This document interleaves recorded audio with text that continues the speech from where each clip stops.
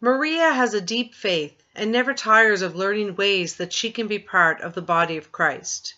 She shared about being invited to participate in courses that have been specifically adapted to suit her learning style. This enabled her to learn about Alzheimer's, how to be an altar server, and pastoral care. Beth spoke about the joy in revealing a person's gift.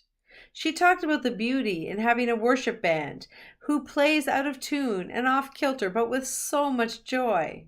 She says, I think one of the core members who now is such an important member of the band.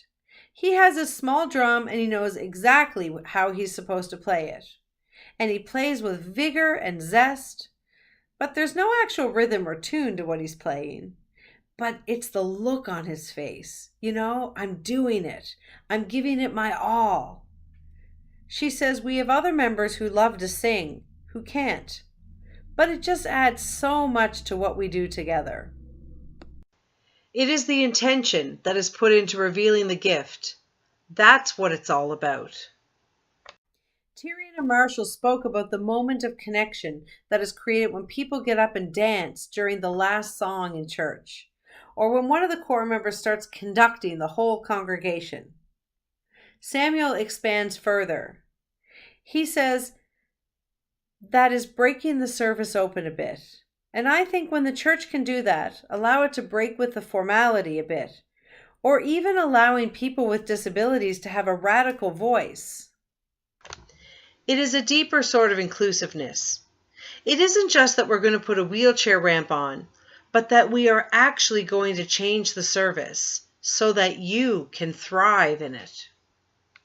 I was reminded of the importance of continuing to ask, inviting a person over and over until they believe that their gifts are truly welcomed and valued by the church.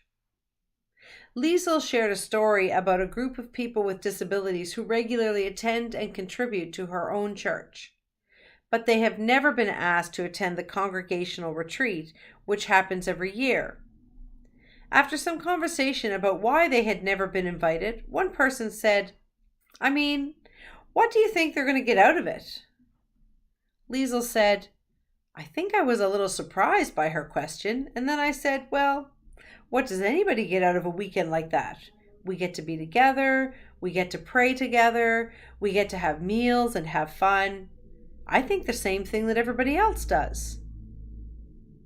Tyrion shared a story about a core member, Paul, who often found it difficult to settle during worship. And on one particular day, he was pacing back and forth at the back of the chapel. He was repeating every word that the priest said during the Mass, something he often did when he was upset. Tyrion shared that eventually the priest burst out laughing, and he stopped the Mass, invited Paul to come up to the front, and he conducted the rest of the service with Paul at his side. Tyrion said, they have pretty much done it since then. And for many, many years, whatever is going on, Paul is always by the side of the priest when he comes to say Mass. So it's a deep story about inclusion there, not just in the church, but in many realms of life. Tyrion continued. If people are not included and well supported, they disrupt the people around them. But when we find a way to have an active role and for their gifts to be incorporated into the thing that we are sharing together, they add something instead of taking something away.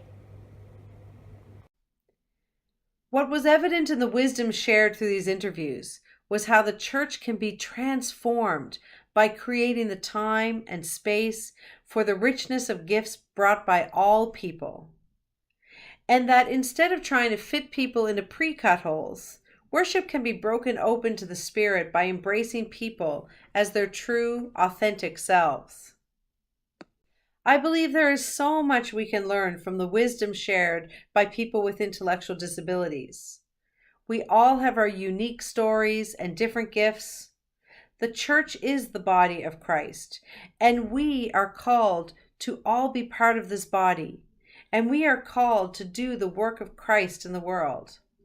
And that means that we are called to follow Jesus, to turn the world upside down, to tear down walls, to welcome the uninvited outcast as the honored guest. And we are called to value those who seem to be weaker and those who we think are less respectable. We are called to include everyone, particularly those on the margins. Maria says it well.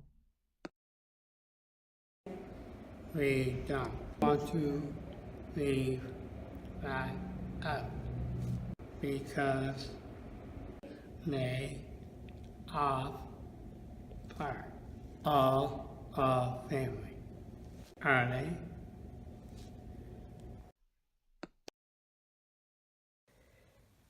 There's something sacred about all of us, imperfect, broken people coming together to try and do this holy thing together. Together we are better than any one of us on our own.